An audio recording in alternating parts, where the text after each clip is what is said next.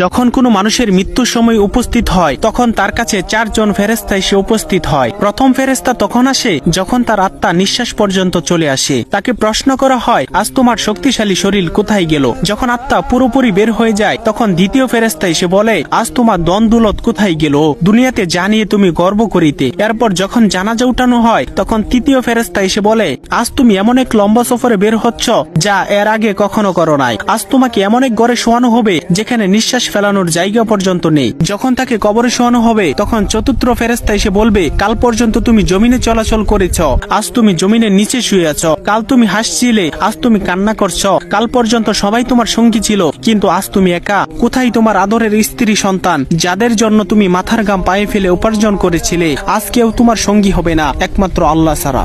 আপনি যদি আল্লাহ তাআলাকে ভালোবেসে থাকেন তাহলে ভিডিওটিতে একটি লাইক এবং চ্যানেলটি সাবস্ক্রাইব করুন এবং আল্লাহ তাআলার নামটি কমেন্টে লিখে যান।